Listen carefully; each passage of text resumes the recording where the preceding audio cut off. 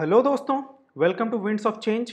इस वीडियो में हम डिस्कस करेंगे कि यूपीपीएससी एई के एग्जाम में 100% सक्सेस पाने के लिए क्या स्ट्रेटजीज फॉलो करनी चाहिए, कैसे और कहां से हम इस सब्जेक्ट की तैयारी करें, कितना बैलेंस्ड पढ़ना चाहिए, ना ज़्यादा ना कम, जिससे हम 100% श्योर हो सकें कि हमारा इस एग्ज़ाम में सिलेक्शन हो ही जाएगा।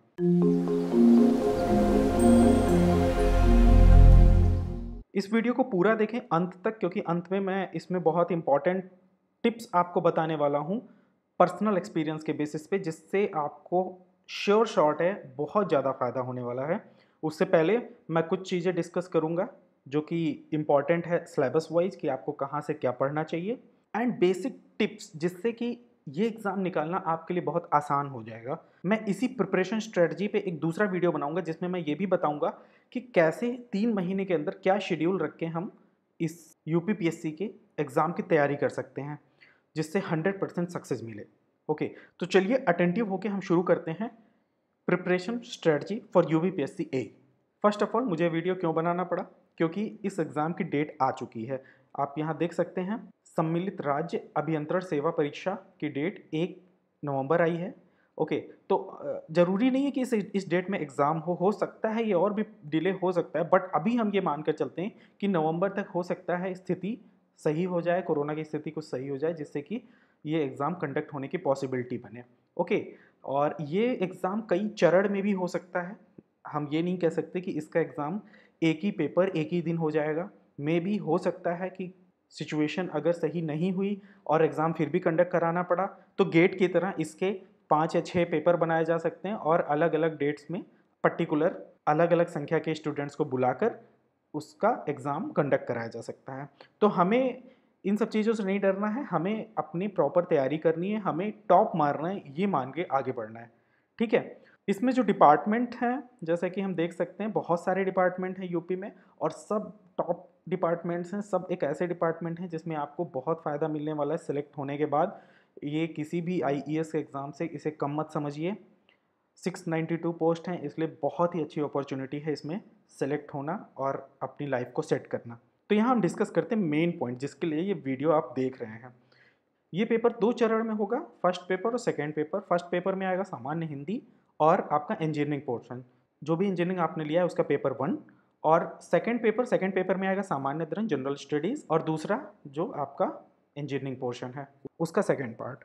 तो यहाँ पे क्या इंपॉर्टेंट है, हिंदी के आएंगे 25 क्वेश्चन। ओके, और सामान्य अध्ययन इसके भी 25 क्वेश्चन। तो ये दोनों मिला के जो 50 क्वेश्चन बन रहे हैं, मीन्स जो 150 मार्क्स, एक क्वेश्चन 3 नंबर का होगा, तो ये जो 150 मार्क्स बन रहे हैं इस पे फोकस करना भी बहुत ज़रूरी हो जाता है। इसके साथ मुख्य विषय के साथ, मुख्य विषय मतलब आपका इंजीनियरिंग पोर्शन जो कि टोटल 300 600 नंबर का है, और 150 नंबर का आपका ये नॉन टेक्निकल पोर्शन है। क्यों इंपॉर्टेंट हो जाता है? क्योंकि इस एग्ज़ाम में एक एक मार्क्स हमारे लिए इंपॉर्टेंट रखते हैं। इंटरव्यू जो है वो 100 नंबर का है। इंटरव्यू के बारे में हम कुछ नहीं कह सकते, कैसा हमारा दिन जाए, हमारी पर्सनालिटी का इंटरव्यूअर पे क्या अफेक्ट पड़ने वाला है, उनकी सोच क्या है उस दिन, क्या आपकी सोच है, बहुत सारी चीज़ों पे इंटरव्यू डिपेंड करता है। तो इसके बारे में आप कभी श्योर नहीं हो सकता है आप यहाँ टॉप मार जाएं और यहाँ आपके नंबर लास्ट कुछ लोगों में आए। तो हमें जहाँ फोकस करना है, जो मेन पोर्शन है वो है नॉन टेक्निकल एंड टेक्निकल का written paper. Okay, MCQ paper.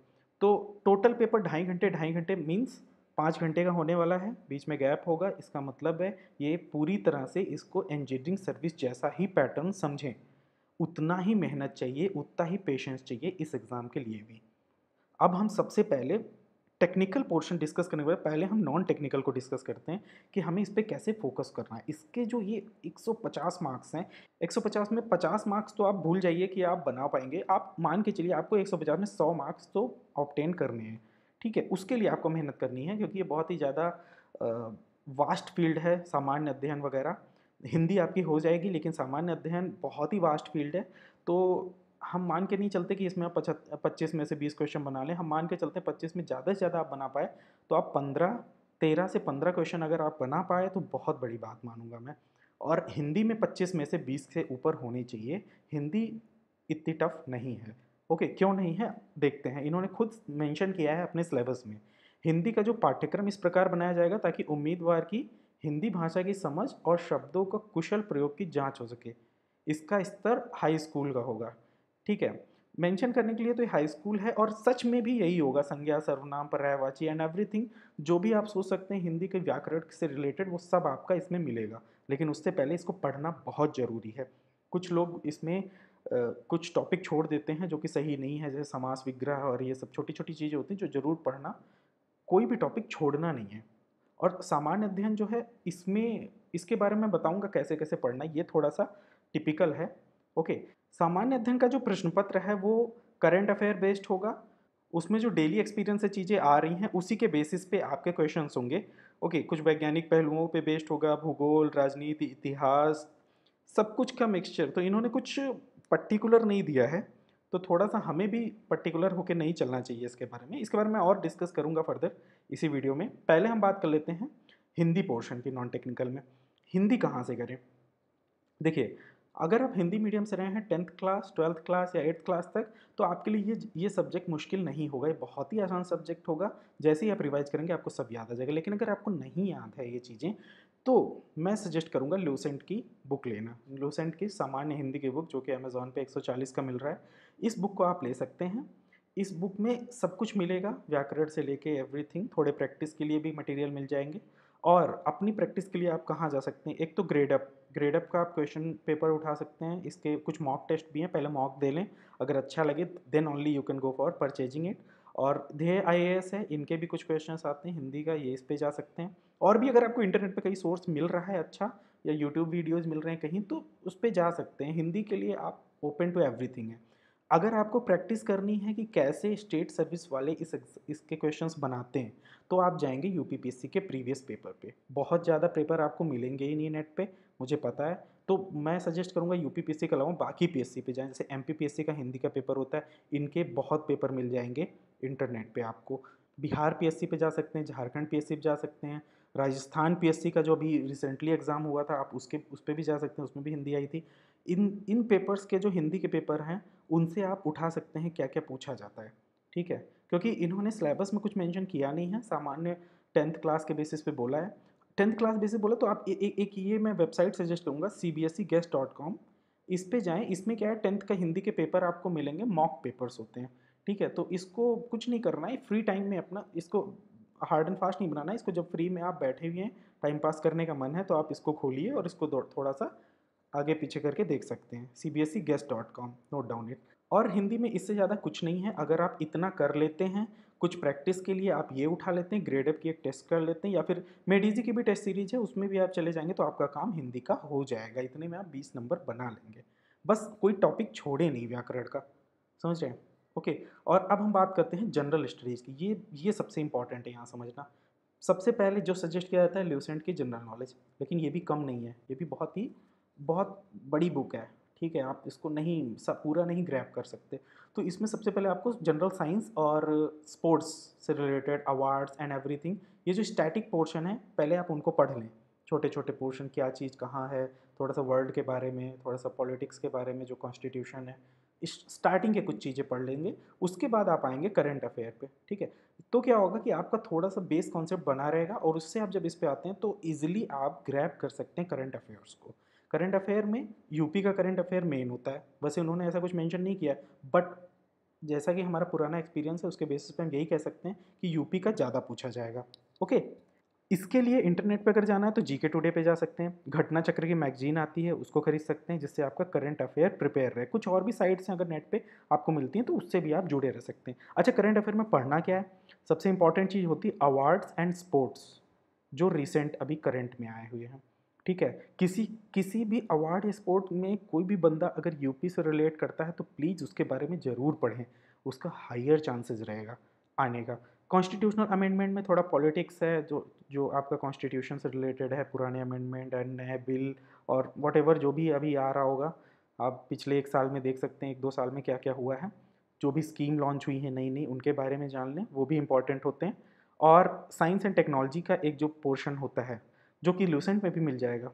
ठीक है, इसमें आपको स्टैटिक मिलेगा, लेकिन साइंस एंड टेक का जो नया क्या क्या इनोवेशन चल रहा है, आपका ये इसरो क्या कर रहा है, मेडिकल की फील्ड में, साइंस की फील्ड में क्या क्या आपकी नई नई इन्वेंशंस हुई हैं उनके बारे में पढ़ें, वो हाई प्रोबेबिलिटी रहती आने की। ओके, और उसके बाद अगर थोड़ा सा प्रैक्टिस करना है कैसे पेपर आता है, कैसे क्वेश्चंस आते हैं, तो आप यूपी पीसीएस जो अपना स्टेट सर्विस एग्जामिनेशन होता है हर साल कंडक्ट कराता है यूपी, आप उसको प्रेफर करें, उसके क्वेश्चन पेपर देखें, वहाँ से बहुत कुछ आइडिया मिल जाएगा। इवन मैं सजेस्ट करूँगा पिछले कम से कम 15 साल का जरूर पेपर देख डालें। और अगर प्रैक्टिस करने के लिए मैं फिर से सजेस्ट करूँगा ग्रेड अप पे मेड इजी की टेस्ट सीरीज है, इन दो पे जाएँ। और बहुत ज़्यादा मेरे को समझ नहीं आता इधर उधर भटकने का, made easy is a good platform. और इससे ज़्यादा जाएंगे तो शायद आपके पास टाइम भी ना मिले बहुत ज़्यादा करने का। अगर नवंबर में ही एग्ज़ाम कंडक्ट होने वाला है तो आपके पास इससे ज़्यादा टाइम नहीं होगा। तो सजेस्ट करूँगा मैं कि जो जो भी मैंने बताया आप उसको फॉलो करें। साथ ही ये बुक तो एक तरीके से कंपलसरी है आपके पास होना, क्योंकि ये ही आपकी गीता है। स्टैटिक चीज़ों के लिए इसमें जाना ठीक है, अलग अलग सब्जेक्ट की आप बुक उठा नहीं सकते। और टेस्ट सीरीज पे ज़रूर फोकस करें, बिकॉज टेस्ट सीरीज और करंट अफेयर, बिकॉज ये चीज़ें ऐसी हैं जिनसे सबसे ज़्यादा क्वेश्चन आने होते हैं और यही चीज़ें आपके दिमाग में जाके बैठती हैं। लूसेंट का पढ़ा हुआ चट्टा आपका बहुत जल्दी भूल जाएगा, ये चीज़ें दिमाग में नहीं बैठती, दिमाग में बैठती हैं टेस्ट सीरीज। ओके, तो यहाँ हम खत्म करते हैं नॉन टेक्निकल पोर्शन। मुझे लगता है यहाँ तक आपको थोड़ा समझ आ गया होगा कि नॉन टेक्निकल कैसे करना है, ठीक है। और जो मैंने बताया इसी पे फोकस रखें, ज़्यादा इधर उधर मत जाएं। अब हम आते हैं टेक्निकल की बात करते हैं। टेक्निकल जो कि सबसे इंपॉर्टेंट है, जिसका 600 नंबर का पेपर आना है। देखिए टेक्निकल के लिए जो सब सजेस्ट करते हैं ईएससी का प्रीवियस ईयर क्वेश्चन, ठीक है। क्यों ये भी इंपॉर्टेंट है, क्योंकि अब स्टेट सर्विसेज में इसमें मेंस का एग्ज़ाम होना नहीं है, इसका मतलब एक ही एग्ज़ाम है। इस एग्ज़ाम को वो कोशिश करेंगे कि टफ़र से टफ़र लेवल अपना ले जाएं। मीन्स कितना ज़्यादा वो हार्ड बना सकते हैं पेपर अपने हिसाब से। हार्ड का मतलब ये नहीं कि बहुत ज़्यादा टफ पेपर आने ही वाला है, हार्ड का मतलब in with respect to previous paper of state services जो इन्होंने अब तक बनाया है, उस रिस्पेक्ट में ये अपने पेपर को एक अगले लेवल पर ले जाएंगे। इसमें क्वेश्चन इस बार डायरेक्ट एमसीक्यू टाइप नहीं आने वाले हैं, ये मान के चलिए। अगर स्टेटमेंट्स आएंगे तो कई स्टेटमेंट दिए होंगे, उसमें से आपको पता लगाना कौन कौन से स्टेटमेंट सही हैं, वो ऑप्शंस में होंगे। A B C are correct, A and B are correct, ऐसे करके आपके स्टेटमेंट्स होंगे, और जिस टाइप के इंजीनियरिंग सर्विस में एग्ज़ाम में क्वेश्चन आते हैं। तो इसको ध्यान रखें, क्योंकि ईएससी प्रीवियस ईयर में ऐसे क्वेश्चन मिलेंगे आपको, और वही आपका तैयारी करने का सबसे अच्छा तरीका होगा, ठीक है। 15 साल पे जाएं, 15 साल से पीछे जाने का कोई फ़ायदा नहीं है, 15 साल में सफिशियंट है। टाइम नहीं मिलता तो 10 साल तो कर ही लें मिनिमम, ठीक है। इससे आपका सब्जेक्ट का नॉलेज भी अच्छा हो जाएगा और साथ ही साथ प्रैक्टिस भी होती चली जाएगी। इसके अलावा गुप्ता एंड गुप्ता, जिसको सब प्रेफर करते हैं, चाहे एसएससी का एग्ज़ाम हो, स्टेट सर्विस का एग्ज़ाम हो, everyone prefer Gupta and Gupta. But मैं एक बात सजेस्ट करूंगा, Gupta and Gupta should not be your first priority. Okay, Gupta and Gupta वो है जिसे जिसे मैं पर्सनल एक्सपीरियंस से बोलूँगा, it's for the lesser time. आप आराम से सिंपल सिंपल क्वेश्चन करना चाहते हैं, आप गुप्ता एंड गुप्ता पे जाएंगे, ठीक है। लेकिन अगर आपका कॉन्सेप्ट बिल्डिंग करना है अच्छे से, तो आप इंजीनियरिंग सर्विस पे रुकें। Gupta and Gupta is for the comfort. Okay, इसको एज अ कंफर्ट के लिए यूज़ करें। इसका क्वेश्चन अगर आपसे कोई नहीं हो पा रहा है उसको मार्क कर लें, और लास्ट में जब एग्ज़ाम के कुछ दिन पहले इसके क्वेश्चंस देखें जो आपने मार्क किए। सारे क्वेश्चन नहीं देखना, इसके क्वेश्चन काफ़ी ईजी भी हैं, कुछ टफ भी हैं। इंजीनियरिंग सर्विस के भी प्रीवियस ईयर क्वेश्चन इसमें दिए हुए हैं, तो वो तो आपने ऑलरेडी यहाँ प्रैक्टिस की हुई है, तो इसमें बहुत ज़्यादा आपको नया कंटेंट नहीं मिलेगा, ठीक है। तो गुप्ता एंड गुप्ता का एक बार आपने देखा, जो क्वेश्चन नहीं आया उसको मार्क किया, और बस अब नेक्स्ट टाइम बस उन्हीं क्वेश्चंस को देखना है, सारे क्वेश्चन दोबारा नहीं करने रिवाइज, ठीक है। उसके बाद मेन टॉपिक पे आते हैं, मेडिजी की टेस्ट सीरीज़। मेडिजी की टेस्ट सीरीज़ मैं क्यों सजेस्ट कर रहा हूँ, क्योंकि मेडिजी के पास अपने एक्सपर्ट्स बैठे होते हैं, बहुत सारे लोग मिल के क्वेश्चन पेपर बनाते हैं, तो उस हिसाब से उनके क्वेश्चन का जो लेवल होता है वो काफ़ी हद तक मैच करता है जो रियल पेपर आने वाला है, ठीक है। तो मैं सजेस्ट करूँगा मेडिजी की टेस्ट सीरीज़ ज्वाइन करना, ऑनलाइन टेस्ट सीरीज़, ये शायद आपको पड़ जाएगी 1500 के आसपास की। और उसके अलावा अब ये तो हो गया आपके मेन पोर्शन कि कहाँ कहाँ से प्रिपरेशन की। अब इसके बाद कैसे करना है प्रिपरेशन वो बताता हूँ। सबसे पहले आप सारे सब्जेक्ट से शुरुआत कर रहे होंगे। जब आप सब्जेक्ट से शुरुआत कर रहे होंगे तो पहले आप उसके नोट्स बनाएंगे। आपके पास इतना टाइम नहीं है कि आप डिटेल नोट्स बना सकें, तो I will suggest short notes बनाएं, छोटे छोटे नोट्स बनाएं। एक सब्जेक्ट को 6 से 7 पन्नों में ख़त्म करने की कोशिश करें, 10 पन्नों में ख़त्म करने की कोशिश करें, तो शायद वो आपके लिए ज़्यादा बेनिफिशियल होगा। जिसमें कि इतना याद रखें कि बीच बीच में आप ब्लैंक स्पेस छोड़ते रहें, जिससे कि कभी क्वेश्चन उस टॉपिक से रिलेटेड आता है और जिसमें कोई कोई ऐसी चीज़ है जो आपको लिखना है, आप रिवीजन के लिए रखना चाहते हैं, तो आप उसको उस जगह मेंशन कर सकें, उस जगह लिख सकें बाद में। ओके, एक मेडिजी की हैंडबुक आती है जो फॉर्मूला प्रैक्टिस के लिए होती है। मैं इसको कभी सजेस्ट नहीं करता, पर यूजुअली लोग इसे प्रेफर करते हैं, तो मैं कहूँगा आप एक बार देख सकते हैं, बट अपना नोट्स बनाएं। अपना नोट्स सबसे बेटर होता है, ठीक है। और अगर आप चाहें, अगर आपका मूड ऐसा है कि आप रिवीजन का कभी मूड नहीं बन पा रहा है, खुद से पढ़ने का मन नहीं है, आप लेटे हुए हैं, सोए हुए हैं, तो आपको मैं सजेस्ट करूँगा कि इसी चैनल पे विंड्स ऑफ चेंज पे मैंने रिवीजन वीडियोस डाले हुए हैं सभी सब्जेक्ट के। ओके, आप जाएं, डिस्क्रिप्शन बॉक्स में मैंने लिंक दिया हुआ है, और सारे सब्जेक्ट के रिवीजन जो सिविल इंजीनियरिंग के हैं वो आपको इस पर मिल जाएंगे, ठीक है। तो आपको ज़्यादा कुछ नहीं करना है, जाके आराम से ईयरफोन लगाएं और सुनते रहें, देखते रहें। ओके, देखेंगे भी नहीं, सिर्फ सुनते भी रहेंगे तो भी आपके दिमाग में चीज़ें फिट होती चली जाएंगी। इसलिए इसीलिए ये वीडियो बनाया ही गए हैं, इसका पर्पस ही यही है। जो मैंने खुद अपने नोट्स बनाए थे उसको मैंने यहाँ रिविज़न वीडियोज़ में डाले हुए हैं। इनका स्टडी मटेरियल भी आपको मिल जाएगा, उसके लिए भी मैं लिंक डाल रहा हूँ विंड्स ऑफ चेंज के ऐप पर, जहाँ पर आपको ये सारा कुछ अवेलेबल होगा, ठीक है। क्वेश्चन प्रैक्टिस के लिए भी मैंने बहुत सारे क्वेश्चंस डाले हुए हैं, उसके भी मैंने लिंक डाला हुआ है। इसी चैनल पे आपको प्रैक्टिस के लिए क्वेश्चन मिल जाएंगे। ये क्वेश्चन सारे उठाए गए हैं इंटरनेट से ही, जैसे आप इंडिया बिक्स वगैरह से प्रैक्टिस करते हैं कभी कभी। इंडिया बिक्स में बहुत बहुत सारा क्वेश्चन पड़ा हुआ है, उसमें से क्या सही है क्या गलत ये आपको नहीं पता होता, तो मैंने उसमें से अच्छे क्वेश्चन जो पिक करके उठाए हैं उसे मैंने इन क्वेश्चन में डाला हुआ है क्वेश्चन प्रैक्टिस में। तो आप इनको ज़रूर देख लें, ये आपके बहुत काम आएंगे, ठीक है। और इस बार जो सबसे बड़ा चेंज मुझे मिल रहा है, जो लग रहा है, वो है न्यूमेरिकल प्रॉब्लम्स। क्योंकि ये इंजीनियरिंग सर्विस के थोड़ा शिफ्ट करना चाहेंगे, उस तरीके के क्वेश्चन डालना चाहेंगे, उसमें न्यूमेरिकल प्रॉब्लम्स बहुत आने लगे हैं। तो ये ज़रूर कोशिश करेंगे कि इसमें भी न्यूमेरिकल प्रॉब्लम्स डालेंगे। काफ़ी सारे न्यूमेरिकल प्रॉब्लम्स आपको मिल सकते हैं, तो न्यूमेरिकल की अच्छी प्रैक्टिस हो, कैलकुलेशन की अच्छी प्रैक्टिस हो, ठीक है। गेट के आप प्रीवियस ईयर 15 साल के प्रीवियस ईयर 1 मार्क्स क्वेश्चन देख लें, ये भी बहुत इंपॉर्टेंट हो जाता है, ठीक है। इससे आपको न्यूमेरिकल अच्छे मिल जाएंगे इसमें, और थ्योरी के छोटे छोटे क्वेश्चंस मिल जाएंगे, ये बहुत इंपॉर्टेंट है, ठीक है। इसको भी नहीं मिस करना, इसको बिल्कुल मिस नहीं करना है, ठीक है। और सबसे important cheese IS code, IS 456 for RCC, IS 800 for steel and IS 2386। इसके कई सारे पार्ट हैं, 7-8 पार्ट्स हैं, तो इसको भी जरूर देखें। इसमें सारे टेस्ट प्रोसीजर हैं एग्रीगेट वगैरह के, तो इसको आपको मिस नहीं करना है, इसको भी ज़रूर देखना है ये सारे पार्ट। अगर आपने ये तीनों देख लिए तो आप इतना जान लीजिए कि क्वेश्चन पेपर का कम से कम 20% क्वेश्चन ज़रूर इससे मिलेगा, बस इन्हीं 3 IS कोड से। ओके, इस चीज़ की मैं गारंटी लेता हूँ, ठीक है। IS 456 का भी मैंने एक वीडियो डाला हुआ है, रिवीजन वीडियो, सारे जो इंपॉर्टेंट प्रोविज़न है, मैं उसका भी लिंक दे दूंगा डिस्क्रिप्शन में, या फिर इसी चैनल पर जाकर आप देख सकते हैं, इसका मिल जाएगा आपको। और बाकी इनको आप अपना IS कोड निकाल के पढ़ सकते हैं। स्टील रिवीजन में भी मैंने IS 800 को पूरी तरह से कवर करने की कोशिश की है, शायद कुछ रह गया हो तो आप खुद जाकर देख सकते हैं, और ये तो इम्पॉर्टेंट है ही, ठीक है। तो इस तरीके से आप टेक्निकल का पूरा पोर्शन कवर कर सकते हैं। इसके अलावा अगर आपको कोई और सोर्स मिलता है जहां आप जाना चाह रहे हैं, तो आई वुड प्रेफर, अगर टाइम है तो ही जाएं, वरना इसके बाहर मत जाएं, ठीक है। इतना बहुत होता है, इतना सफिशियंट है। आपको एक दिन में 9-10 घंटे पढ़ाई करनी है, उसमें इतना ही हो सकता है, ठीक है। तो मैं कुछ ज़रा पेपर के बारे में डिस्कस कर लेता हूँ कि 300 नंबर के पेपर को इन्होंने 2 पार्ट में डिवाइड किया, पेपर 1 और पेपर 2। पेपर 1 में 4 पार्ट हैं, पेपर 2 में 4 पार्ट हैं, जिसमें इन्होंने इस तरीके से डिवाइड किया जैसे इंजीनियरिंग सर्विस में डिवाइड किया जाता है। तो इससे कुछ डरने की ज़रूरत नहीं है, ये तो बस एक सिंपल सा उन्होंने बाइफर्केशन करने की कोशिश की है, नथिंग एल्स। ओके, तो अब मैं आपको जो बताने वाला हूँ वो है क्या क्या पॉइंट हमें रिमेंबर करना है एग्ज़ाम की तैयारी के टाइम। बहुत इंपॉर्टेंट है, गांठ बांध लीजिए इसे, जो जो मैं बोलने वाला हूँ अभी।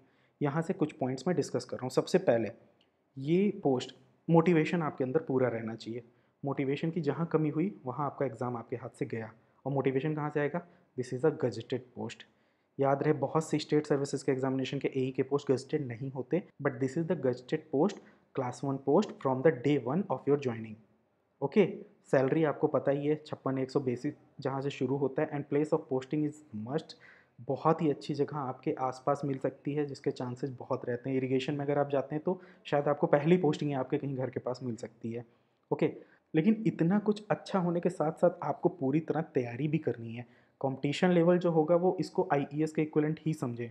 Okay, because all the aspirant of IES will be appearing in this paper also. So इसको कहीं कम मत समझे, सभी चाह रहे होंगे इस पेपर में सेलेक्ट होना, और सभी हार्डकोर तैयारी कर रहे हैं। तो प्लीज़ बिल्कुल भी चूक नहीं करना है इस पेपर के लिए। बहुत सारे डेस्परेट कैंडिडेट्स हैं, सब इसके लिए अप्लाई करेंगे। आपके लिए एक ही चीज़ जो आपको सक्सेस दिला सकती वो है persistent effort and continuous study pattern. कहीं भी आपका गैप नहीं आना चाहिए।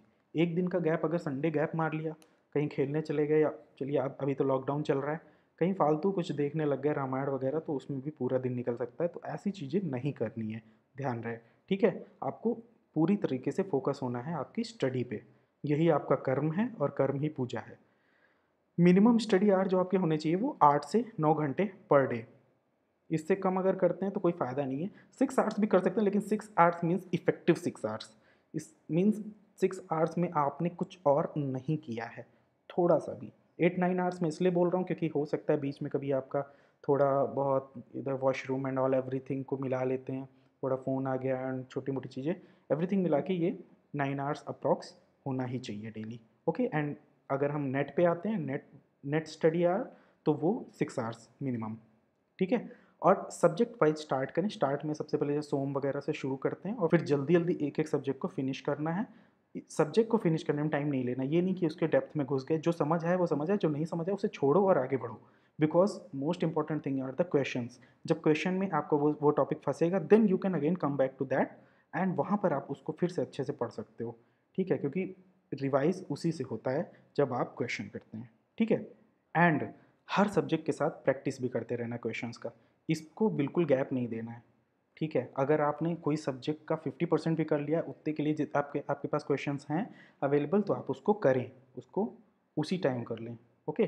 तो करते रहें, क्वेश्चन जरूर करते रहें, ठीक है। और हर 15 दिन बाद एक बार रिवाइज करें। आपके शॉर्ट नोट्स बने होंगे, जितने शॉर्ट नोट्स हैं उनको रिवाइज करते रहें, या फिर इस चैनल पे जो रिवीजन वीडियोस पड़े हैं उनको देखें, उससे भी आपको फ़ायदा मिल सकता है। किसी भी वे में हर 15 दिन पे रिवाइज करना है, गैप नहीं करना है। ये नहीं कि 2 महीने पहले मैं पढ़ लेता हूँ फिर मैं रिवाइज करूँगा बैठ के, ये बहुत बड़ी मिस्टेक होती है जो लगभग सभी करते हैं, तो ये नहीं करना, ठीक है। और कुछ पॉइंट्स, अपने शॉर्ट नोट्स अपने होने चाहिए, अपने हैंड रिटन। चाहे मैं आपको सजेस्ट करूं कि आप इस चैनल पे जाएं, यहाँ पे रिवीजन वीडियो है, यहाँ रिवीजन वीडियो आप उस वहाँ से देख सकते हैं, बट आपके शॉर्ट नोट आपके अपने होने चाहिए, हैंड रिटन, अपने हाथों से। उसी को आप सबसे स्पीड में पढ़ पाएंगे, इसकी मैं गारंटी लेता हूँ। उसके अलावा आपको कहीं कहीं से भी पढ़ा हुआ इतना याद नहीं रहेगा जितना आपको अपने नोट्स याद होते हैं। और ये चीज़ मैंने डिस्कस की थी कि ब्लैंक स्पेस बहुत छोड़ दें जब शॉर्ट नोट्स बना रहे हैं, क्योंकि बाद में क्वेश्चन के टाइम पे आपको बहुत कुछ लिखना पड़ सकता है। अगर उसमें जगह नहीं होगी तो आप कहीं किनारे कोने में छोटा छोटा लिख रहे होंगे, तो उससे बेटर है थोड़ा थोड़ा जगह छोड़ते रहें, ओके। और शॉर्ट नोट से ही हम रिवीजन करेंगे। अच्छा, मल्टीपल स्टेटमेंट वाले जो क्वेश्चन होते हैं, जो भी मैंने डिस्कस किया था इंजीनियरिंग सर्विस टाइप के पैटर्न के, वो बहुत इंपॉर्टेंट है, उनकी प्रैक्टिस जरूर करें। हर कॉन्सेप्ट को क्लियर होना जरूरी है, क्योंकि आपको हर स्टेटमेंट के बारे में पता होना चाहिए वहाँ, ओके। इसमें तुक्का मारना नहीं चलेगा, 1/3 नेगेटिव है, प्लीज़ तुक्के के भरोसे ना रहें, ओके। प्रीवियस ईयर पेपर जो यूपीपीएससी का है उसकी एनालिसिस कर लें थोड़ा सा। मुझे नहीं लगता बहुत ज़्यादा फ़ायदा होगा, क्योंकि 2013 का पुराना पेपर था, उसके बाद से बहुत कुछ बदल चुका है और ये लोग नया ही लाने की कोशिश करेंगे मोस्ट प्रोबेबली। तो मुझे नहीं लगता बहुत ज़्यादा फ़ायदा होगा, बट फिर भी एक बार पेपर देखना तो ज़रूरी है, ठीक है। और रेगुलर प्रैक्टिस करें, गैप नहीं करें, ओके। गैप नहीं होना चाहिए। ऐसा नहीं शाम को मेहमान आ गए घर पे और आपने 3 घंटे पास कर दिए, ऐसा बिल्कुल नहीं होना चाहिए, ठीक है। और अपने हेल्थ को मेंटेन रखें। आजकल कोविड टाइम चल रहा है, इसमें खुद को बचाना सबसे इम्पॉर्टेंट काम हो चुका है। रेगुलर एक्सरसाइज करते हैं, अपनी इम्यूनिटी को स्ट्रॉन्ग रखें, हाइड्रेशन प्रॉपर करें। थोड़ा भी अगर आपको एक दिन के लिए भी फीवर हो गया तो वो दिन आपके लिए वेस्ट हो गया, ओके। सो इसीलिए ज़रूरी है अपने हेल्थ को मेंटेन करके चलना, ओके। टाइम बिल्कुल नहीं वेस्ट करना है, हमेशा टाइम उसी में यूटिलाइज करें जो आपकी एसेंशियल एक्टिविटीज़ हैं, नॉन एसेंशियल पे बिल्कुल नहीं। जैसे कि फालतू मोबाइल चलाना, ऐसे काम नहीं करना है, ठीक है। यूट्यूब पे टाइम पास नहीं करना है। एक बार आप यहाँ आ गए, अगर आपने ये वीडियो देख लिया है तो बस ये बहुत है, इसके अलावा आप यूट्यूब पे फालतू वीडियो नहीं देखने, ओके। तो यहाँ मैंने जो जितने पॉइंट बताए हैं इन सब को गांठ बांध लें अपने, यही आपके की हैं सक्सेस के। आपका पक्का निकल जाएगा ये एग्ज़ाम, कोई बहुत बड़ा तोप नहीं है।